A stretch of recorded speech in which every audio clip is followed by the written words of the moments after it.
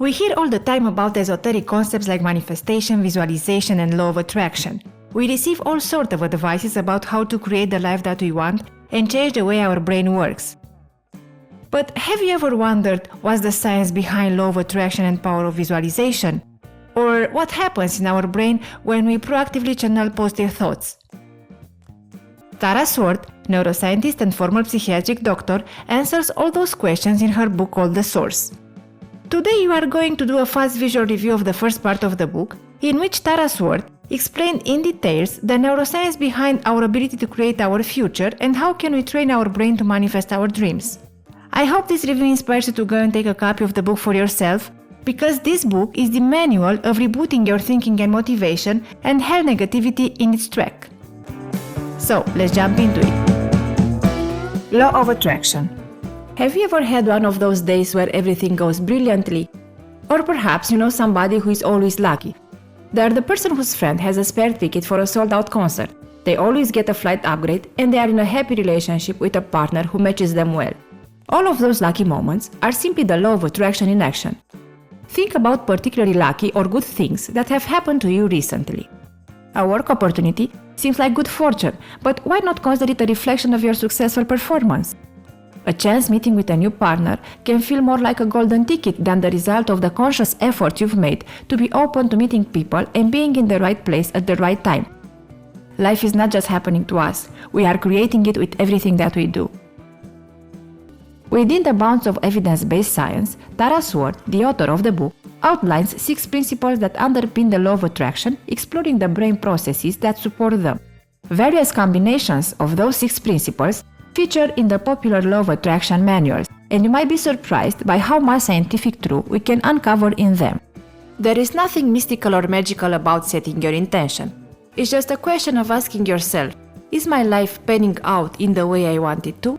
And if the answer is no, envisage the way you'd like it to be and take action. What is key to remember is that our intention and focus are at their strongest when our goals align with our deepest life choices and values. For example, if you force yourself to make a career choice for money, at the expense of a sincere desire to have a sense of purpose and help other people with the work you do, you will suffer negative symptoms such as stress and anxiety in your physical, emotional, and spiritual life as you try to live out of sync with your true self. Such symptoms represent an internal cry of "this isn't what I want."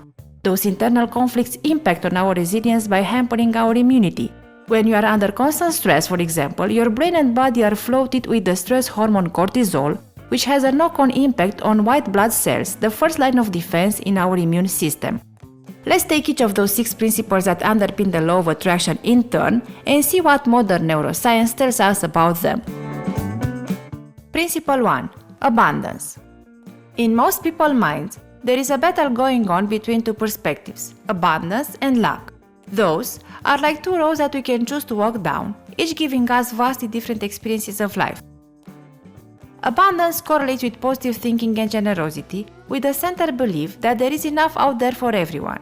It feeds our self-esteem and confidence, helps us stay resilient during tough times, and creating a flourishing environment and community around us. Like attract like.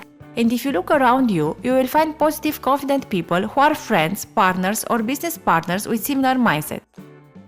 On the other hand, when we think from a perspective of lack, our primary motivation is fear. We think in negatives, are highly attuned to what we don't have and what won't work, as well as the deficiency of ourselves and our situation. We think in black and white and shrink from obstacles and limitations, retreating to a conservative, protective comfort zone, avoiding risk and resisting changes.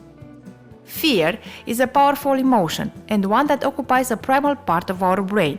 In this state, the parts of our brain which combine emotion and memories become overactive with red alerts, triggering up bad memories and past failures as part of a safety mechanism to protect us from danger.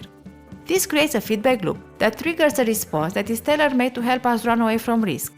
Losses have twice as powerful an effect on our brain than the equivalent gain, so we are more likely to go out of our way to avoid a potential loss than we are to try to gain a reward.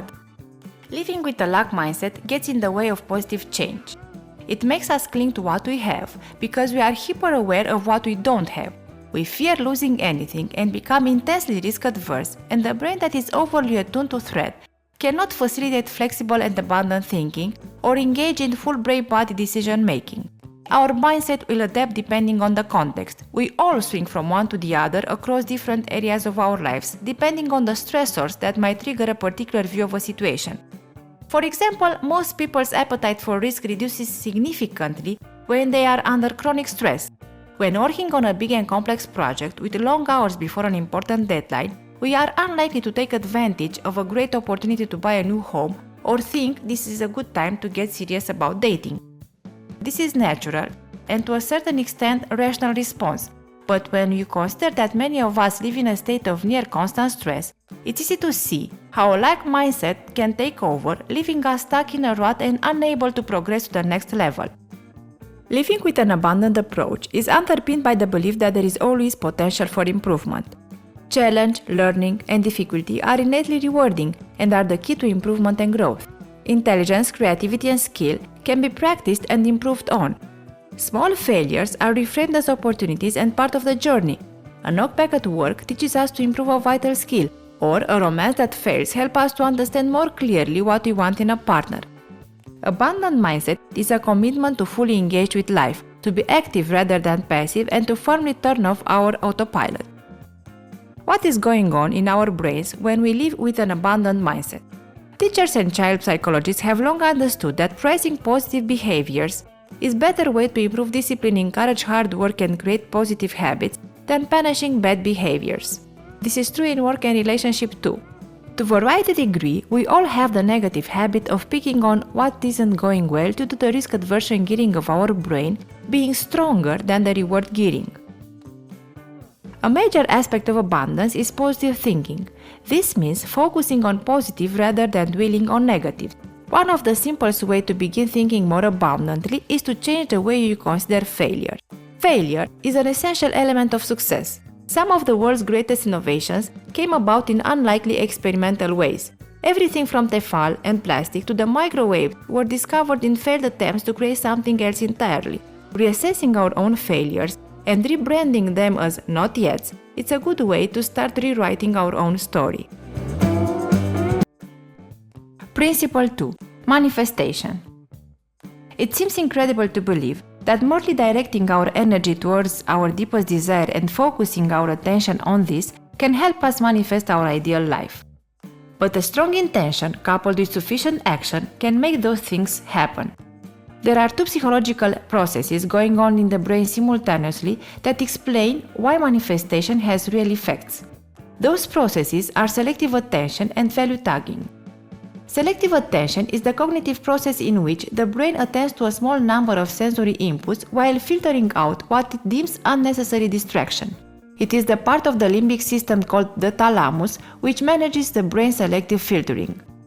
During a conversation with a friend, for example, it will take in data from your visual observations plus the sound of their voice with the inflections and emphasis, along with any further sensory information you receive and the emotion you have in your body as you stand talking to them. Acting as a hub for our senses, the thalamus gathers all those sensory information and then, like a road traffic officer, it directs it to the appropriate part of the brain. The thalamus interacts with those other areas of the brain to stay informed about what is deemed a priority and what can be faded out. The selective attention is happening every second. In fact, we choose to utilize it ourselves sometimes when we close our eyes to try to remember something specific or put our hands over our ears if you are trying to concentrate hard. We are all blocking huge amount of information and of course very much choosing to focus on other information. So this is a powerful reason to take charge of what you pay attention to and what you don't. The brain constantly returns to its default, which is simply to keep us safe so that we survive. A great deal of brain's energy is focused on working out who is friend or foe, as this was crucial to our survival when we lived in tribal times. Focusing on what we do want rather than what we want to avoid in order to survive will mean we are more likely to make things happen. In the same way that if you are mountain biking, you should never look at the potholes and boulders that you don't want to ride over, but instead focus on the path through them. Value tagging is the importance your brain assigns to every piece of information it is exposed to. It is an unconscious activity that precedes every action in response to a stimulus and therefore directs your ensuing response. One person will note an old red Mini parked on their street and recall fond memories of their first car, and smile at that thought. Their subconscious value tagging system is tapping into a very old memory that may have been long forgotten on the surface, but still triggers a warm feeling deep down. There are logical and emotional elements to value tagging. The logical element is literally about tagging all the data our brains are bombarded with in order of value to us and our survival. The emotional element has more to do with assigning value to our level of social safety, which is our sense of belonging in our community, family, and the meaning and the purpose that build up our personal and work identity. Because of this process, it's easy to assign a disproportionate value to things we care about or a negative value to things we fear or where we feel uncertain. For example, if someone has been through a painful breakup or simply been single for a long time and their biological clock has been ticking, then their value tagging system may, paradoxically, become biased against looking for a companion or having children. This is where the little voice in the head starts saying they're lived alone too long to share the space with anyone, or that their career or social life is too important.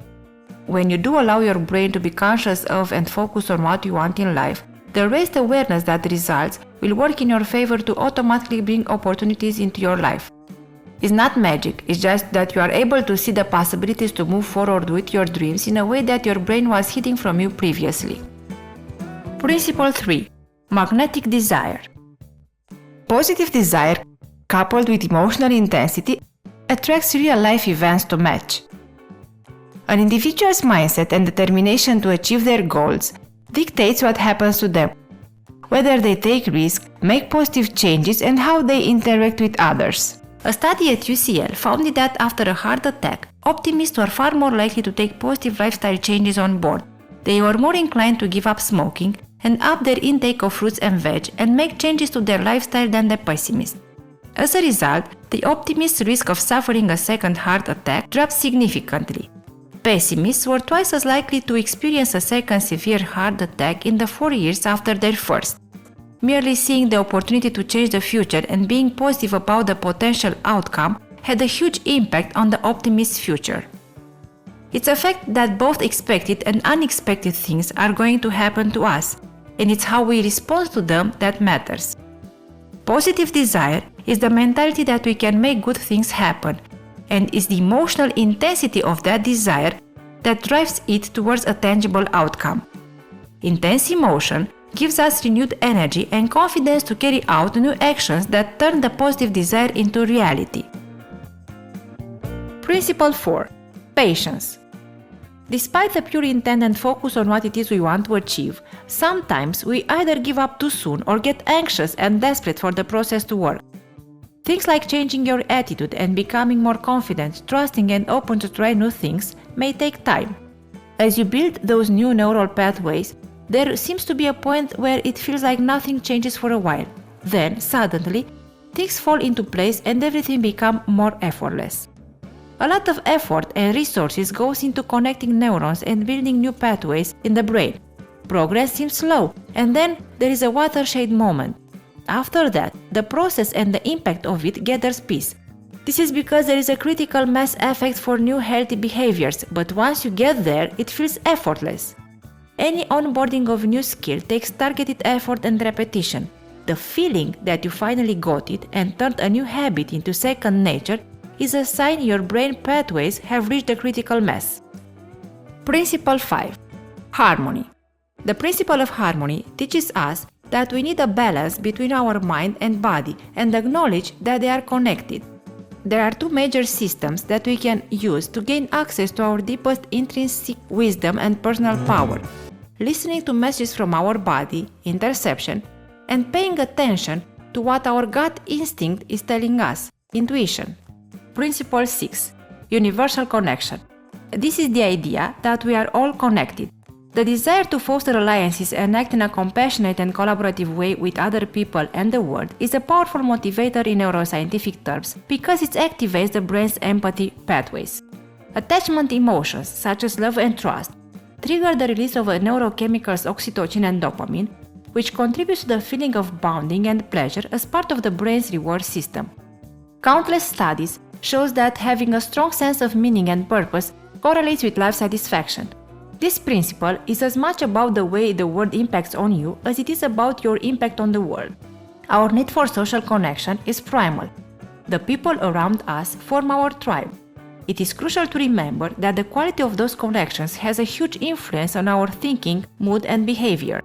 Studies show that we are all influenced by those close to us in a wide variety of ways, from lifestyle habits, both healthy and unhealthy, to emotions and even our finances. For example, a close friend getting divorced has been found to increase your own risk of divorce significantly. Similarly, research shows that if a friend becomes obese, your own risk of obesity increased by 57% in the following year. Visualization. Visualization is a technique a lot of athletes employ. Everyone from Muhammad Ali to Tiger Woods has spoken about visualization as a big part of their mental preparation for competition. Visualization works because there is a surprisingly little difference to the brain between experiencing an event directly in the outside world and a strongly imagined vision of the same event. By creating a mental image of the things you want to achieve, and furthermore by matching visualization with simulated physical sensations, we improve the brain-body connection in relation to this activity. The brain registers that at a deep level and is more likely to take a positive connection to a trigger or event related to this in real life.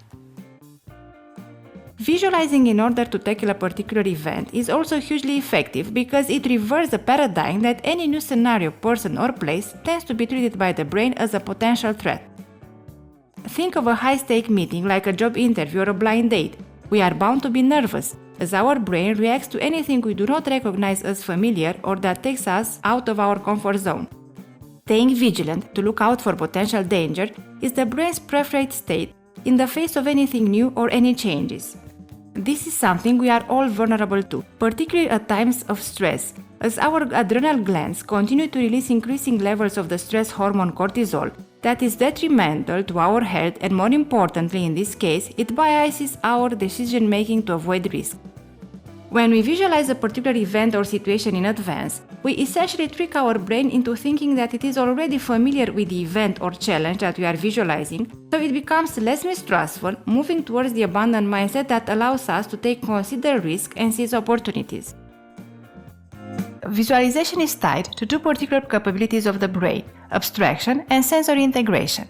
Abstraction, or abstract thinking, is the ability of the brain to construct representations of things that are not present or definitive, to imagine possibilities, to see patterns where they are not obvious before, and to join the dots. Abstraction is the opposite of logical thinking, where everything is set in stone and requires no creativity or imagination. Abstract thinking is when we ask, what if? There are multiple and complex networks in the brain, the bookends being the default and the control network. The brain's default network is what enables us to think in an abstract way, which is the perfect counterbalance to the can't see the wood for the tree feeling we all have sometimes. Activities like aimless longing around, daydreaming, pottering, and reading for pleasure rather than purpose all activate the default network in the brain. When this network flourishes, inspiration is more likely to strike. Perhaps that's why so often we return from holiday with a fresh perspective on a situation we've been feeling stamped by. The breaks help us to envisage new possibilities, to imagine new solutions to old problems. The counterbalance to the default network is the brain's control network, the series of pathways that governs our task, focus, and analytic thinking. So it makes intuitive sense that when we are trying to give this network a break, you need to help switch off the control network. Sensory connections. The brain creates what we see as reality through the massive amount of data it receives through all our senses from the outside world. We then use abstraction as the information triggers particular memories to create connections between those sensory triggers and past events that we recall experiencing. Smell is usually the strongest stimulator of a memory, but all the senses interact with memory in a similar way.